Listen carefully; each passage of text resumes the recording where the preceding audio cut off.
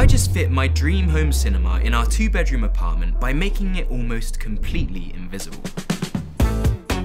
In our last 2-bedroom apartment, I thought I had this all figured out, with an ultra short throw laser projector shooting a super bright 4K image up our wall.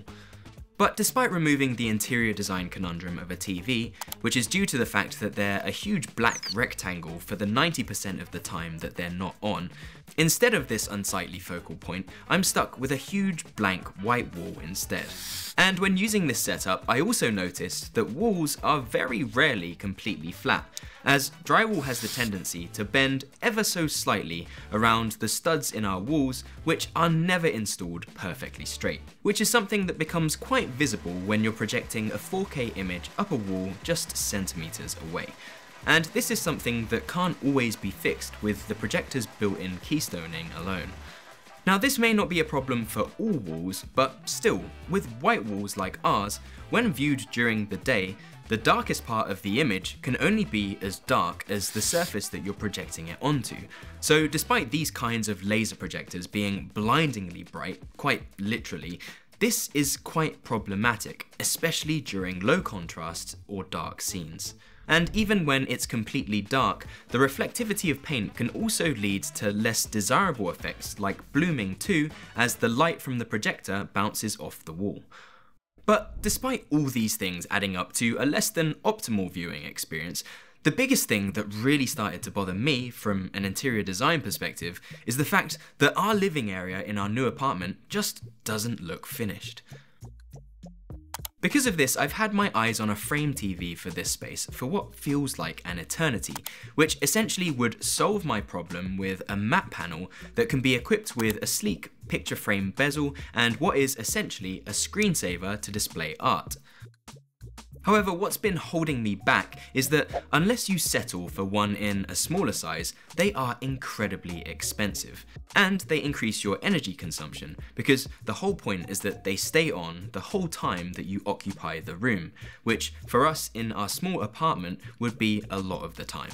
And even if I did shell out for an 85-inch model, which is the size that we'd want for an immersive experience, I'm not convinced that this actually passes off as framed art anyway, because I'm not sure that I can imagine someone buying, let alone finding a print that big to begin with. So for a Pinterest-worthy living room that's secretly a home theatre, what I need is a way to hang art or shelves on our wall without taking up what we're using as the projection surface.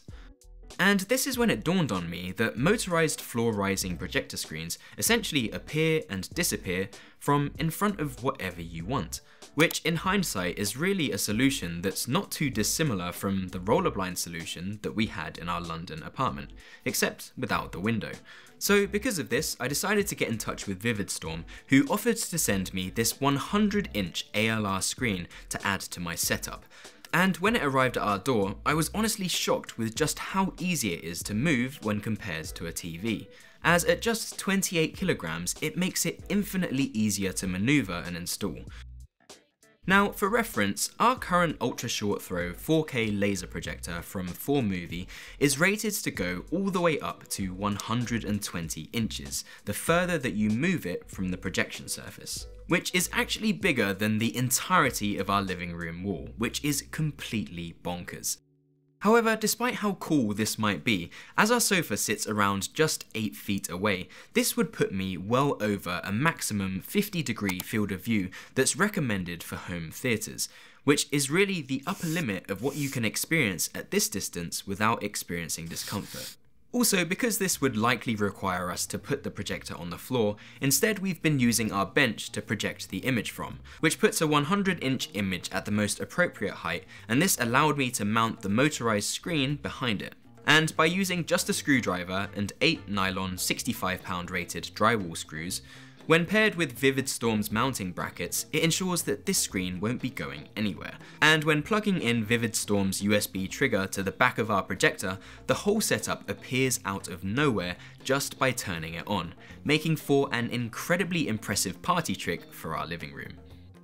Up close, I did notice that this material looks a little bit weird, and I realised that this is because it's an ambient light rejecting material, specifically made for ultra short throw projectors, which is a material that's crafted in a way so that it rejects light from every direction except below, so that the whitest parts of the image coming from the projector still appear as intended, while minimising blooming and light that's coming from places like your windows. And what this provides is a much higher contrast ratio, because the blacks take on the dark grey of the projection surface. And as you can imagine, this makes a massive difference when compared to using our wall, especially during the day. And really, we could even use it with our blinds completely open, because this material is also non-reflective, so it doesn't suffer from poor reflection handling like a lot of TVs do. But with this all set up, now all that's left to do is tastefully finish this cold and empty looking wall. And so because half of the point of this screen is so I can add warmth and richness to our living room through colour and texture, I need to get a hold of some art. When browsing online, I started to realise that I've really come to enjoy minimalist art, which should really come as no surprise, as I find that it commands a lot less of your attention compared to realistic paintings, and it's left a lot more open to interpretation, which to me somehow feels a little bit more appropriate for a home setting. Yet, despite its restrained aesthetic, it still provides a subconscious focal point and texture that breaks up the emptiness of a blank wall. But the thing is, textured art like this can be expensive, and because the perceived skill level required to make abstract shapes on a canvas is probably quite low, I decided that this was something I was going to make myself. So after grabbing a few canvas prints on sale a while back to paint over, and despite not having touched a canvas since high school art classes, I ended up having a shot at one larger and smaller piece using spackling and acrylic paint that felt at least close to the more expensive art that I'd been eyeing up online. After watching several tutorials and setting aside a few hours a day to get creative and paint, I hung up my new masterpieces on the wall, and I couldn't be happier with how this all turned out.